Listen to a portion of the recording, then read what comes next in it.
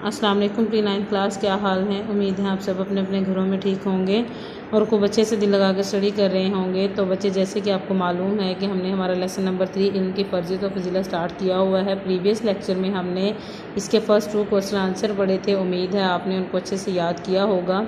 Next आज जो है वो हम इसके 2 क्वेश्चन आंसर पढ़ेंगे। तो हमारा नेक्स्ट क्वेश्चन नंबर 3 है, हसूल इल्म की अहमियत कुरान और हदीस की रोशनी में बयान करें कि इल्म की अहमियत जो है वो कुरान और हदीस में जो है वो किस तरह बयान की गई, वो आज हम डिस्कस करेंगे। तो इसका जवाब पढ़ते हैं। कुरान ने दीन के बुनियादी उलूम के साथ साथ दुनियावी उलूम मसलन फ़लसफ़ा, तारीख़, ग़िज़ाइयत और साइंसी उलूम पर गौर व फ़िक्र की भी दावत दी है। कि कुरान ने सिर्फ़ दीन के ही बुनियादी उलूम सीखने का वो नहीं कहा, बल्कि दुनियावी उलूम मसलन फ़लसफ़ा, तारीख़, ग़िज़ाइयत, साइंस उलूम वगैरह के इल्म हासिल करने पर भी ज़ोर दिया है। रिज़्क़ हलाल भी इस्लाम का तकाज़ा है कि इस्लाम ने जो है वो रिज़्क़ हलाल कमाने का हुक्म दिया है। इसलिए मोमिन को माशी उलूम फ़नून से भी गाफिल नहीं होना चाहिए कि मोमिन को जो है वो माशी उलूम फ़नून से भी जो है वो वाक़फ़ियत होनी चाहिए।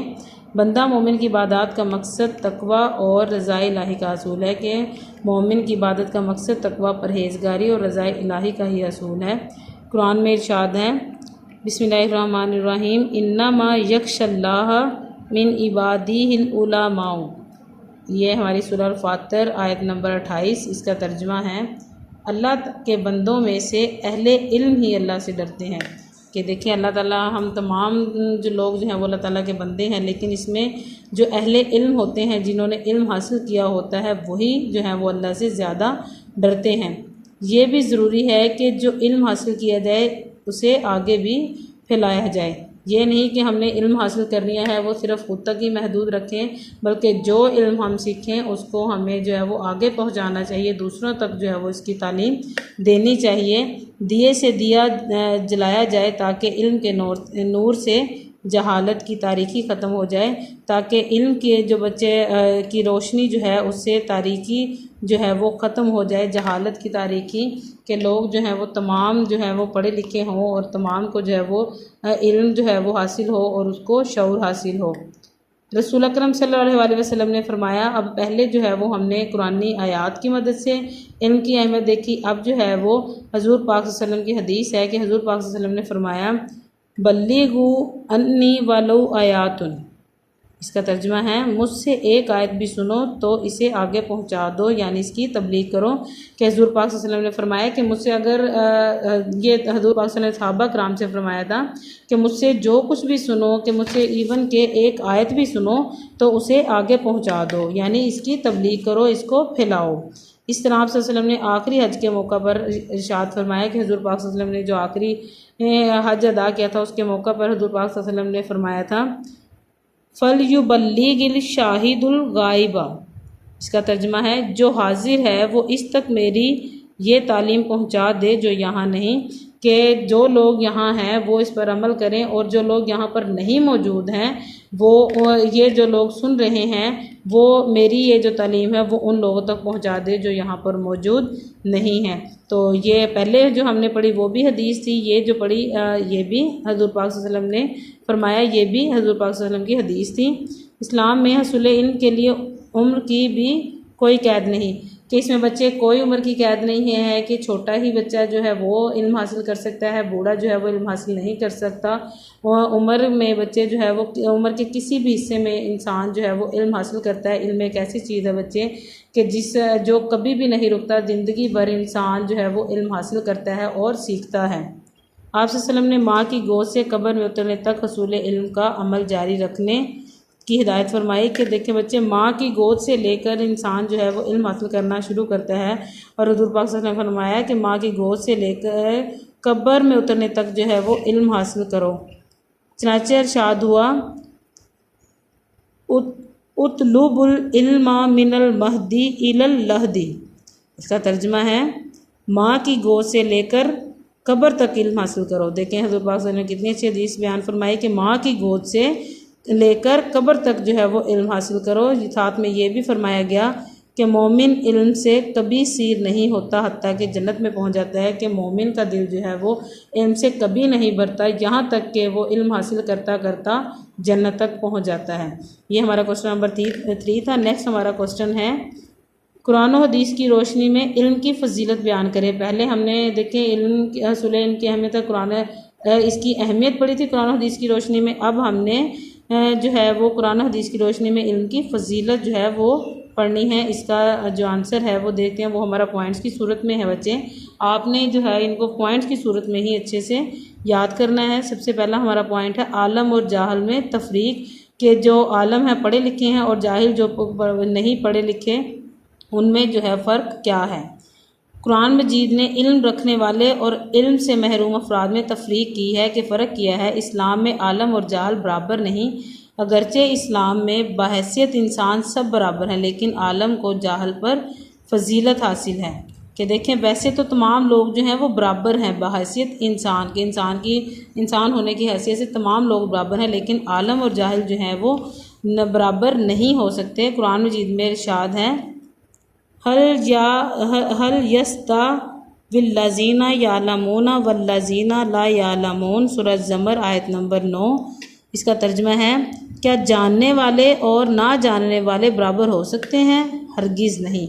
कि देखिए बच्चे, एक इंसान जो है वो जानता है, इल्म के बारे में शऊर है उसे, और एक इंसान वो है जिसको कुछ मालूम ही नहीं, उसको कुछ पता ही नहीं, तो क्या वो बराबर हो सकते हैं दोनों?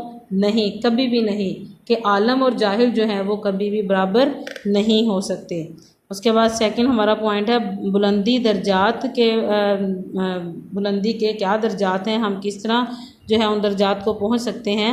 अल्लाह ताला ने कुरान मजीद में इस बात की भी वजाहत फरमा दी है कि मैं इन लोगों के दर्जात बुलंद करूँगा जो अपने आप को इल्म से बहरावर करेंगे, कि अपने आप को जो है वो इल्म, जो लोग इल्म से फ़ायदा हासिल करेंगे अल्लाह ताला उनके दर्जात जो हैं वो बुलंद करेंगे। इल्म की वजह से इंसान के दर्जात इसलिए बुलंद होते हैं कि इल्म की बदौलत ही इंसान को मार्फत इलाही हासिल होती है, कि वो अल्लाह ताला के बारे में जो है वो बच्चे जानता है वो, और अल्लाह ताला का कुर्ब जो है वो हासिल करता है। कुरान मजीद ने अहले इल्म के दर्जात की बुलंदी का तज़किरा यूँ किया है कि अहले इल्म की जो है वो उनको देखें कैसे अल्लाह ताला ने उनके दर्जात बुलंद फरमाए। हज़ूर अल्लाह ताला का इरशाद है, यरफ़ा इल्लाहुल्लज़ीना आमनु मिनकुम वल्लज़ीना उतुल इल्मा दराजतिन। ये सूरह मुजादला आयत नंबर 11। इसका तर्जुमा है, अल्लाह तुम में से ईमान वालों और इल्म वालों के दर्जात बुलंद करता है। कि जो लोग अल्लाह पर ईमान लाए और जिन्होंने इल्म हासिल किया, अल्लाह इनके दर्जात जो है वो बुलंद करता है। नेक्स्ट हमारा पॉइंट है खौफ इलाही की बुनियाद, के खौफ इलाही की बुनियाद क्या है। कुरान मजीद में इल्म को खौफ इलाही की बुनियाद करार दिया गया है। इरशाद रब्बानी है कि इल्म को देखें कि इल्म की वजह से ही लोग मुसलमान जो है वो अल्लाह ताला से डरते हैं। अब से कुरान मजीद में क्या इरशाद है, इन्नमा यख्शल्लाह मिन इबादिहिल उलमाउ। ये सूरह फातिर आयत नंबर 28 ही हमने पहले भी पढ़ी, कि अल्लाह के बंदों में से अहले इल्म ही अल्लाह से डरते हैं। कि जो लोग जिन लोगों ने इल्म हासिल किया वही लोग जो हैं वो अल्लाह से डरते हैं।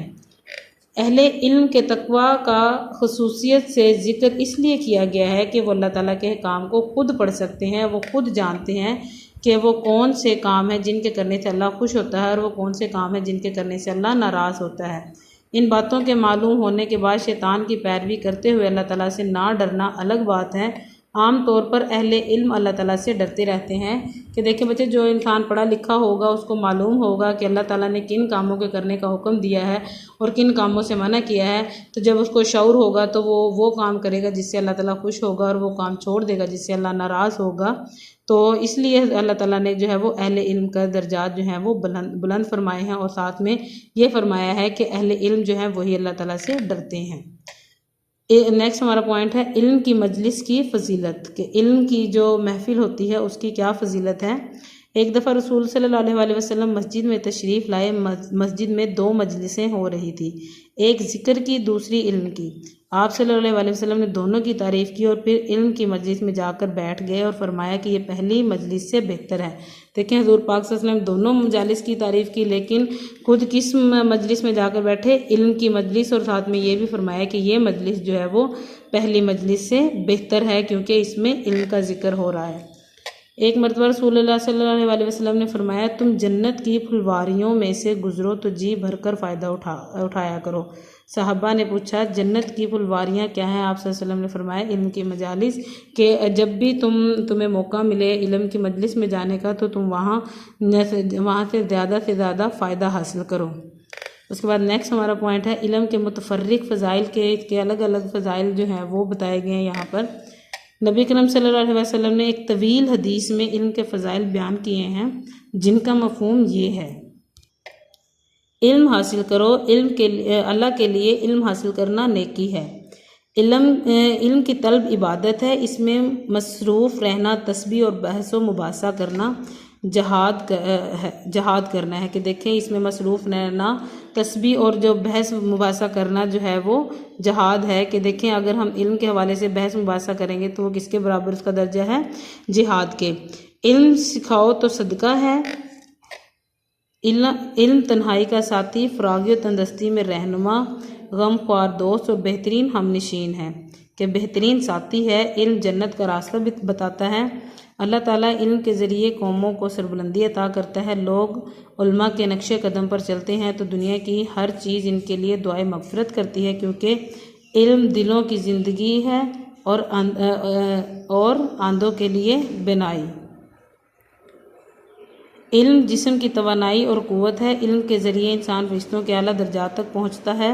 इल्म में गौर व खोज करना रोज़े के बराबर है। कि इसमें गौर व फ़िक्र करना जो है वो रोज़े के बराबर है, और इसमें मशगूल रहना, इसमें मसरूफ़ रहना नमाज के बराबर है। इल्म ही के ज़रिए अल्लाह ताला की सही अताअत और इबादत की जाती है। इल्म से इंसान मार्फत खुदावंदी हासिल कर सकता है। इसकी बदौलत इंसान अल्लाह और इसकी मखलूक के हकूक़ जो है वो अच्छे से अदा करता है। इल्म एक पेशरू और रहबर है और इल्म इसका ताबे है। खुशकिस्मत हैं वो लोग जो इल्म हासिल करते हैं, और बदकिस्मत हैं वो लोग जो इस सादत से महरूम रहते हैं। इस्लाम अपने मानने वालों को दर्स देता है कि इल्म की तलाश में निकलो और हिकमत के मोती जहाँ से मिले उन्हें हासिल करो। इल्म की फजीलत इस अमर से भी साबित होती है कि अल्लाह ताला ने हमेशा हुकूमत और सल्तनत से इसी कौम को नवाजा है जिसे इल्मो अमल में बरतरी हासिल होती है। इसी असूल की बिना पर हज़रत आदम अलैहिस्सलाम भी मलाइका पर फजीलत ले गए थे कि इल्म की वजह से ही जो है हज़रत आदम अलैहिस्सलाम को फरिश्तों पर जो है वो बरतरी हासिल हुई थी। इल्म ही की बदौलत मुसलमान तमाम दुनिया पर छा गए थे, मगर जब इन्होंने कुरान की तालीम को छोड़ा और इल्म की रोशनी से दूर हो गए तो ज़वाल का शिकार हो गए। रसूल करम सल्लल्लाहु अलैहि वसल्लम रोज़ाना सुबह शाम जो दुआएं मांगा करते थे, इनमें से एक ये भी है, अल्लाहुम्मा इन्नी अस्अलुका इल्मन नाफियन। तर्जुमा, ए अल्लाह मैं तुझसे नफ़ा देने वाले इल्म की दरख्वास्त करता हूँ कि या अल्लाह मुझे वो इल्म दे जिसमें नफ़ा हो। इस तरह ये भी मसनून दुआ है कि अल्लाह जो इल्म तूने मुझे दिया है इसे हमारे लिए मुफीद बना और हमें ऐसा इल्म अता फरमा जो हमें नफ़ा पहुँचाए, यानी फ़ायदा पहुँचाए। तो बच्चे याद जो है वो हमने इसके क्वेश्चन आंसर नेक्स्ट हैं वो पढ़े हैं। ये हमारा लेसन कंप्लीट हो गया है। अब आपने ये क्वेश्चन आंसर अच्छे से याद करने हैं। साथ में आपके देखें इसमें मारूसी सवालात में आपके MCQs हैं, साथ में आपके देखें शॉर्ट क्वेश्चन आंसर हैं दिए गए हैं। आपने इनको भी अच्छे से याद करना है। जब आप बच्चे हमारे लॉन्ग क्वेश्चन अच्छे से याद करेंगे तो आपके लिए ये MCQs और ये शॉर्ट क्वेश्चन आंसर याद करना मुश्किल नहीं होंगे।